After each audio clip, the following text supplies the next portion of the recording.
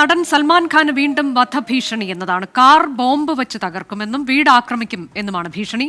Police കേസെടുത്ത് അന്വേഷണം തുടങ്ങി. ശ്രീനാഥ് ചന്ദ്രൻ മുംബൈയിൽ നിന്ന് വിശദാംശങ്ങളുമായി. ശ്രീനാഥ്, ഇതിനു മുൻപും പലകുറി സൽമാൻ ഖാന് വധഭീഷണി വന്നതാണ്.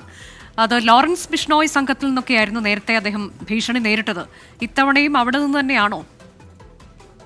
ഒരു ഇടവേളയ്ക്ക് ശേഷമാണ് വീണ്ടും ഒരിക്കൽ കൂടി സൽമാൻ ഖാന് നേരെ വധഭീഷണി ഉണ്ടാവുന്നത്. ഇത്തവണ മുംബൈയിലെ ഗതാഗത വകുപ്പിന്റെ വാട്സ്ആപ്പ് നമ്പറിലേക്കാണ് ഒരു സന്ദേശം എത്തിയത്. വർളിയിലെ ഓഫീസിലേക്കാണ് ഈ സന്ദേശം എത്തുന്നത്. അതുകൊണ്ട് വകുപ്പ് പോലീസിൽ പരാതി നൽകുകയും വർളി പോലീസ് ഇപ്പോൾ കേസെടുക്കുകയും ചെയ്തിട്ടുണ്ട്. ആരാണ് സന്ദേശം അയച്ചതിന് എന്നതിനെ കുറിച്ച് ഒരു വ്യക്തതയില്ല.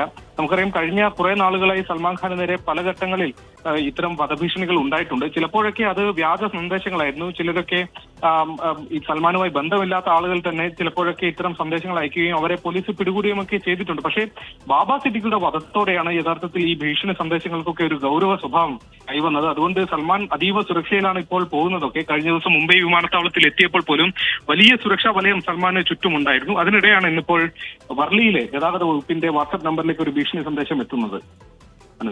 സൽമാൻ ഖാന് വീണ്ടും വധഭീഷണി വന്നിരിക്കുന്നു. ബോംബ് വെച്ച് കാറ് തകർക്കും, വീട് ആക്രമിക്കും എന്നൊക്കെയുള്ളതാണ് ഭീഷണി. നേരത്തെ ലോറൻസ് ബിഷ്ണോയ് സംഘത്തിൽ നിന്നൊക്കെ അദ്ദേഹത്തിന് ഭീഷണി വന്നതാണ്. പണം നൽകണം അല്ലെങ്കിൽ മാപ്പ് പറയണമെന്നൊക്കെയുള്ള ആവശ്യം. കനത്ത സുരക്ഷയിലാണ് നിലവിൽ സൽമാൻ ഖാൻ ഉള്ളത്. പോലീസ് കേസെടുത്ത് അന്വേഷണം തുടങ്ങിയിട്ടുണ്ട് ഈ ഭീഷണിയിൽ.